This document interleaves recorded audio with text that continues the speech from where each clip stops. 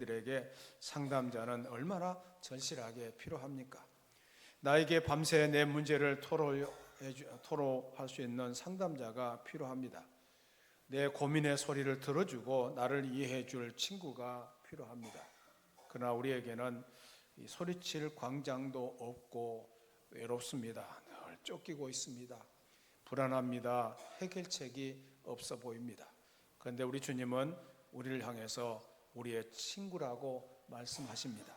우리가 상한 마음으로 찾아가면 한 번도 외면하지 않은 분이시고 우리의 모든 문제를 해결해 주시고 보혜사 성령님을 통해서 우리를 위로하시는 분이신 것입니다. 히브리서 기자는 그분에 대해서 이렇게 말합니다.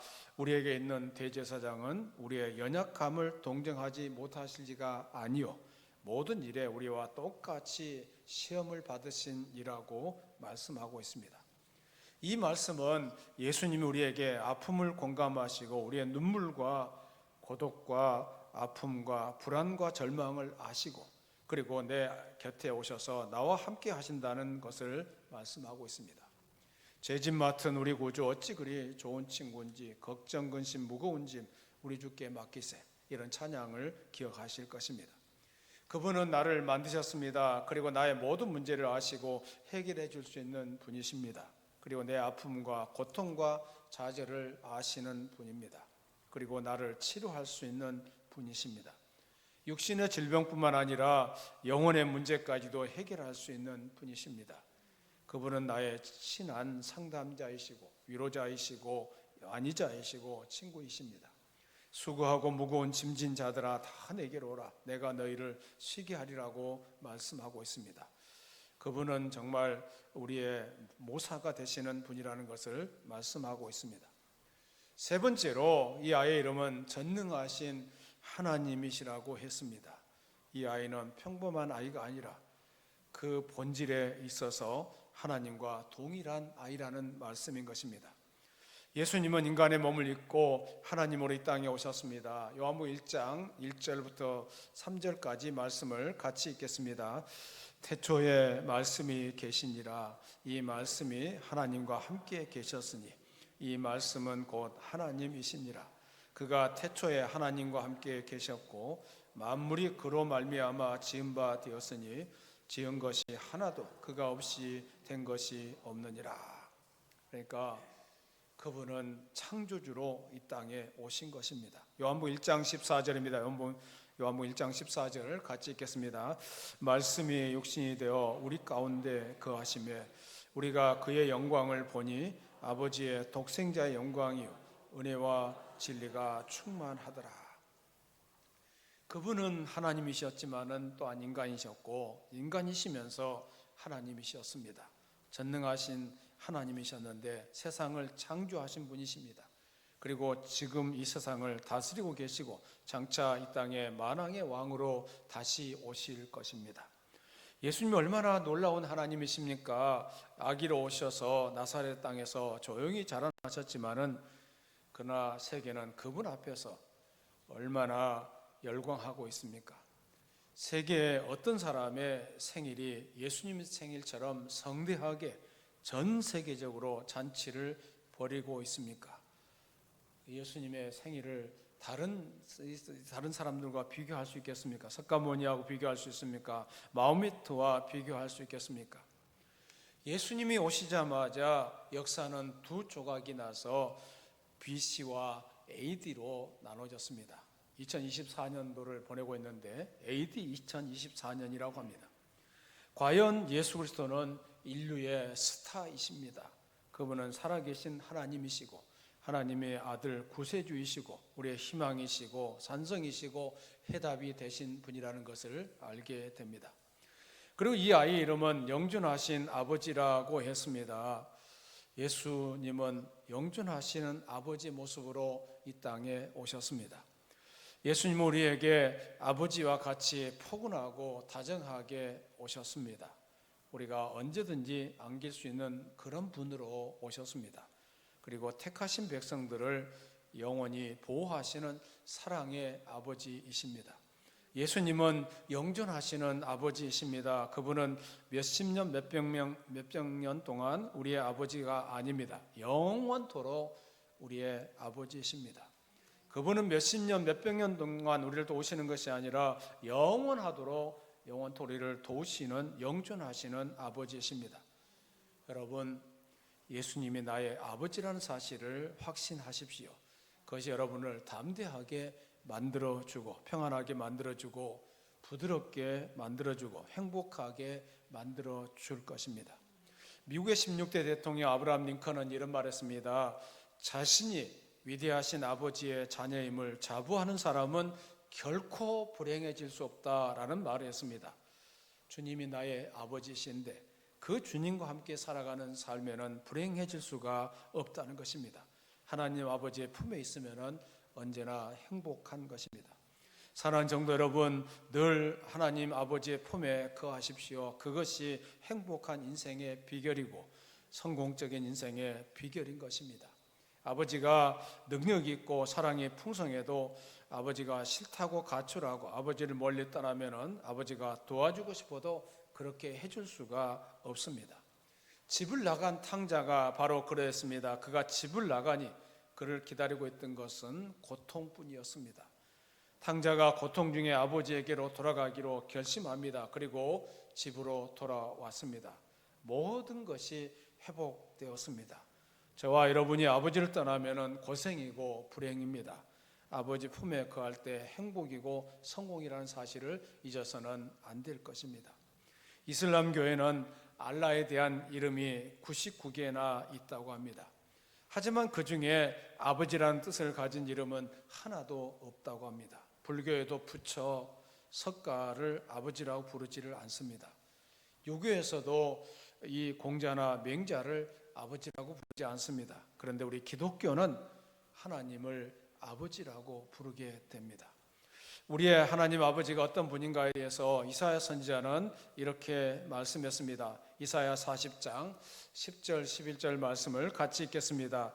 보라, 주 여호와께서 장차 강한 자로 임하실 것이요 친히 그의 팔로 다스리실 것이라. 보라, 상급이 그에게 있고 보응이 그 앞에 있으며 그는 목자같이 양떼를 먹이시며 어린 양을 그 팔로 모아 품에 안으시며 젖먹이는 암컷들을 온순히 인도하시리로다.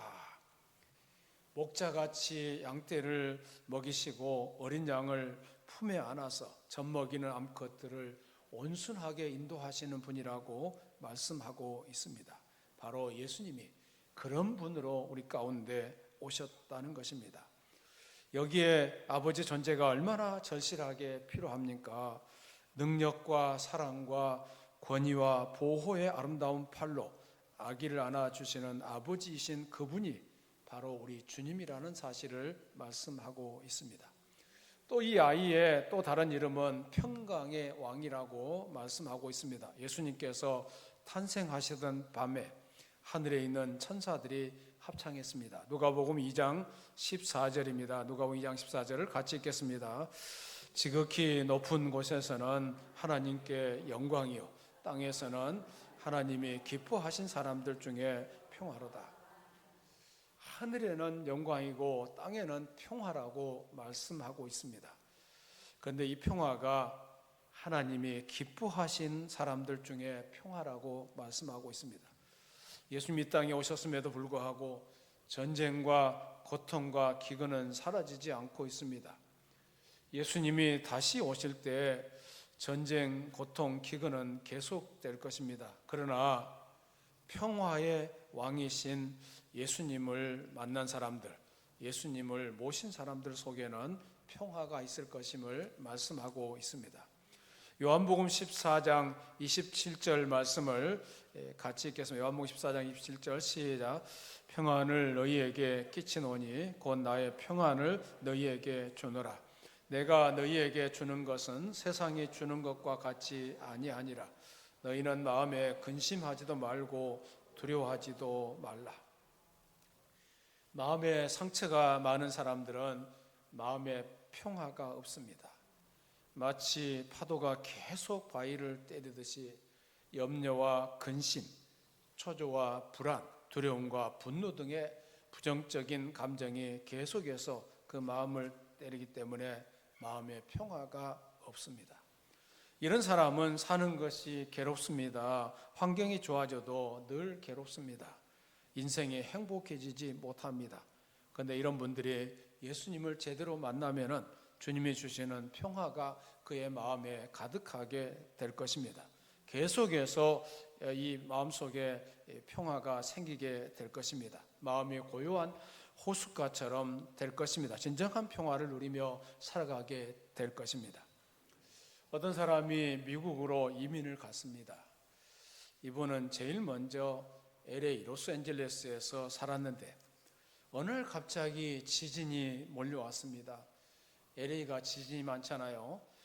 지진 때문에 집이 무너지고 살림살이가 산산조각이 났습니다.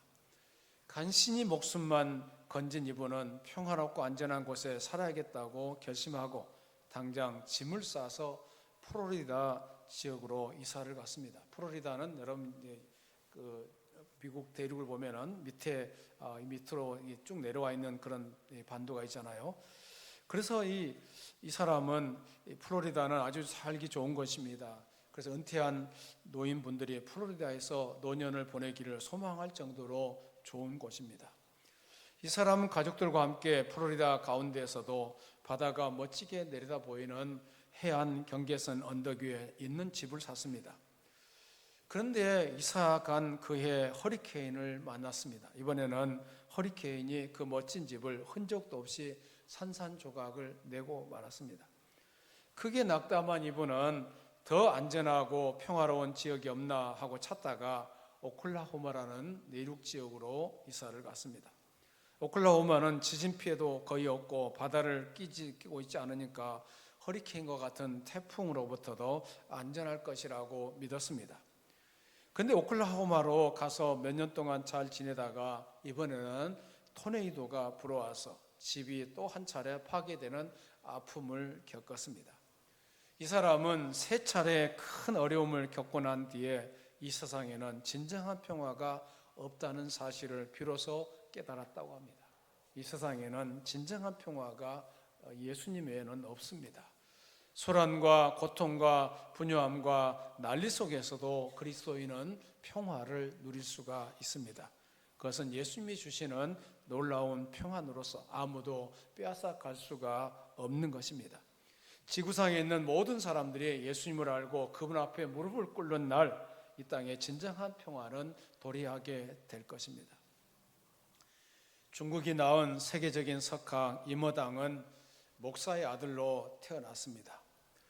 그런데도 거의 한평생을 비기독교인으로 살면서 교회를 향한 반감의 글을 썼습니다. 그러나 하나님께서 그에게 파란만장한 삶을 주셨습니다. 그가 아끼고 사랑하던 딸이 자살하고 집안에 우한 질고가 계속해서 밀려왔습니다.